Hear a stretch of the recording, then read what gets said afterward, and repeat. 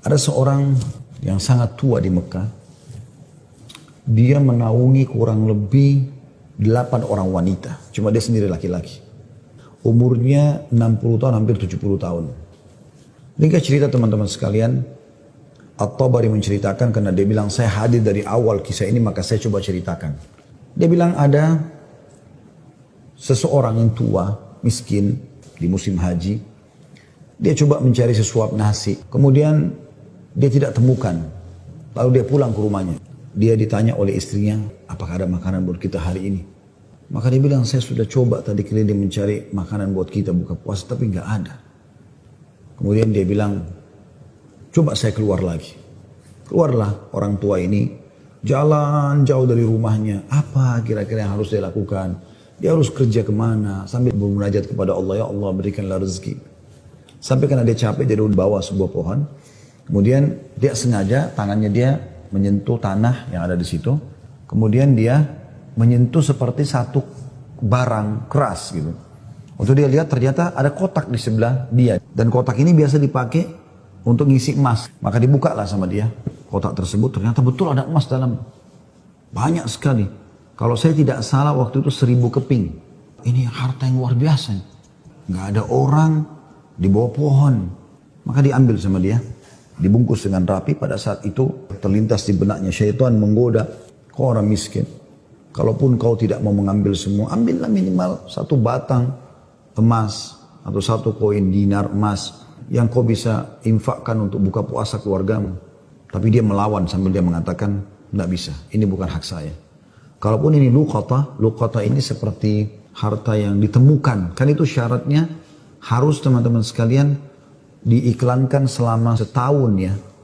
Selama setahun Anda iklankan, kalau sudah setahun baru bisa mungkin jadi hak milik Anda. Dia pulang ke rumahnya, lalu kemudian dia rencana tidak mau sampaikan kepada istrinya.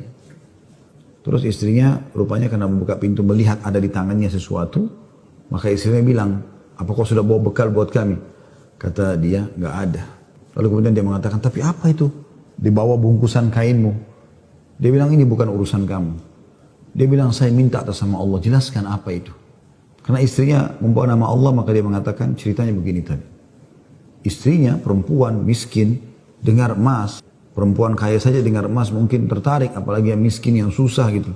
Maka dia mengatakan, kalau gitu kita bisa gunakan, karena kita orang miskin dan itu harta yang kau temukan. Kata dia, tidak demi Allah. Kalaupun ini kita bisa gunakan setelah 1 tahun kita iklankan. Tidak boleh sembarangan. Maka istrinya bilang, kalau begitu minimal ambil 1 koin dinarnya. Kita pakai buka puasa. Halal buat kita sekarang, kita ini miskin sekali, nggak bisa apa-apa. 8 orang kau harus naungin sekarang. Dia bilang, tidak demi Allah. Kalau seandainya kau sentuh kotak ini ada yang kau ambil demi Allah kau saya ceraikan. Istrinya kaget dengan kata-kata itu. Akhirnya dia lihat keseriusan suaminya tidak berani juga. Disimpanlah di rumahnya. Akhirnya tiba waktu buka puasa, mereka buka puasa apa adanya. Air putih saja. Roti-roti kering ada di rumah. Itulah yang dimakan sudah. Besok pagi selepas sholat subuh di Masjid Haram. Orang tua ini pas keluar, ternyata ada 1 orang dari Khurasan naik di atas sebuah batu dekat Masjid Haram lalu teriak-teriak. Dia mengatakan, wahai muslimin, wahai hamba-hamba Allah, saya kehilangan sebuah kotak isinya 1000 dinar emas. Siapa yang menemukan, tolong kembalikan kepada saya dan semoga Allah balas kebaikannya dengan pahala dan pengampunan dosa, peninggian derajat dan seterusnya. Rupanya si orang tua ini dengar. Kotak ini dia yang temukan kemarin. Tapi dia juga butuh. Maka dia mengatakan, wahai Khurasani. Khurasani kayak orang dari Khurasan. Dia tahu ini dari Khurasan. Mungkin dari face wajahnya gitu kan. Wahai Khurasan. Kalau ada orang yang temukan, berapa kau kasih dia? Kemudian kata Khurasan itu, berapa kira-kira dia minta? Kata orang tua ini, minimal kau kasih dia setengahnya. Kata orang Khurasan, tidak bisa. Kalau begitu, kasihlah berapa yang kau mau. Mungkin 1/10-nya. 10% maksudnya. Kata orang Khurasan, tidak bisa. Dia kembalikan karena Allah dan saya doakan supaya dapat pahala di sisi Allah. Dia miskin. Sudah tua, umurnya hampir 70 tahun. Mau kerja di mana? Di rumahnya sudah ada emas yang begitu banyak. Godaannya luar biasa.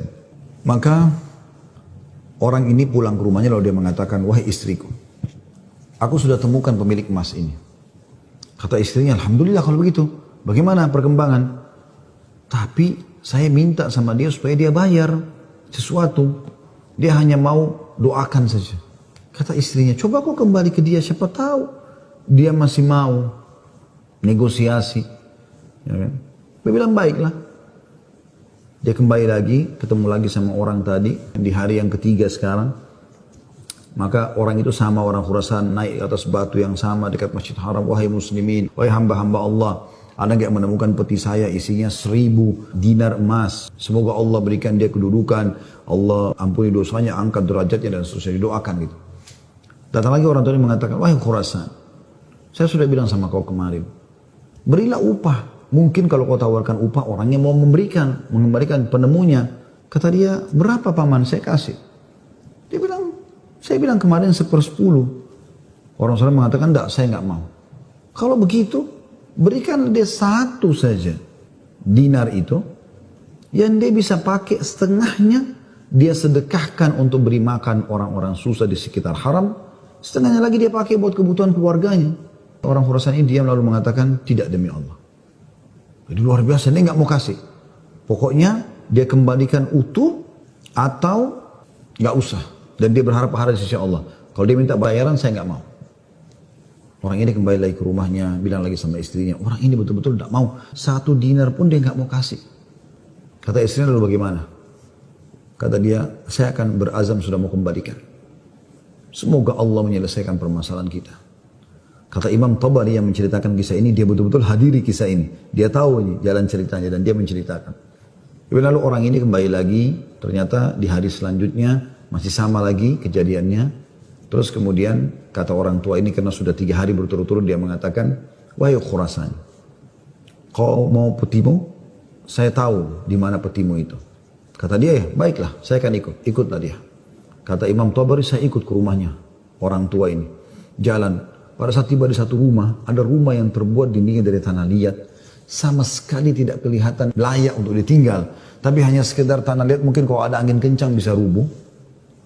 Atapnya ditutup hanya dengan kain-kain sobek. Ya.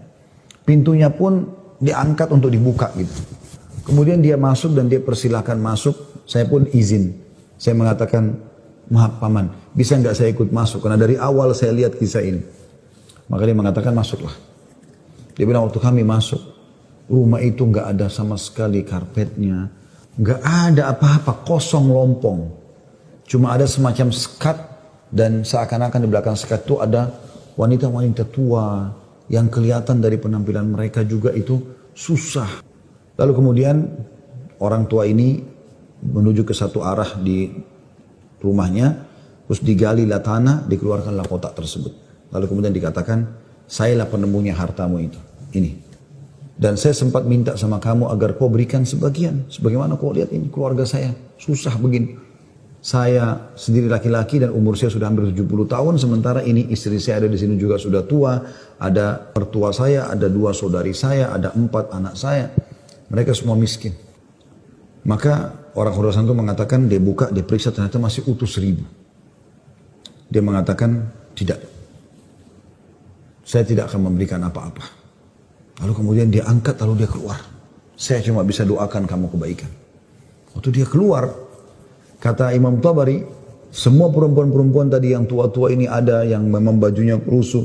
Seperti orang yang menggigit jari dan kaget ada orang diberikan kembali 1000 dinar, tidak dibayar sedikit pun. Dan tokoh kita ini luar biasa, dia hanya mengatakan, Inna lillahi wa inna ilaihi raji'un. Dah, kalimat istirja, ini musibah. Sudah mendapatkan apa dan dia betul-betul jujur, dia jaga, dia enggak ambil karena takut kepada Allah SWT. Kata Imam Tabari bilang, saya tidak tahu mau bilang apa. Saya pun menundukkan kepala, serba salah karena waktu itu Imam Tabari masih muda dan belum punya apa-apa gitu. Dia juga mau bantu apa gitu. Dia bilang, tiba-tiba ada yang ketuk pintu. Lalu pemilik rumah ini buka, ternyata orang Khurasan tadi kembali lagi. Kata dia, ada apa wahai Khurasani? Ya, istilahkan Khurasani maksudnya nisbat kepada negeri Khurasan itu ya. Kata orang Khurasan itu, bisa saya masuk? Kata dia, baik, silahkan masuk. Masuklah dia. Kemudian dia mengatakan begini ceritanya. Saya ini punya seorang ayah yang meninggalkan 3 peti emas seperti ini. Masing-masing isinya 1000 dinar emas. ayah saya waktu mau meninggal, dia mengatakan, 1 kotak, berarti 1000 dinar emas, kau bagikan sebagai waris. Itu sudah banyak sekali. 1 kotak 1000 dinar emas lagi, kamu gunakan untuk pergi haji, kalau aku meninggal.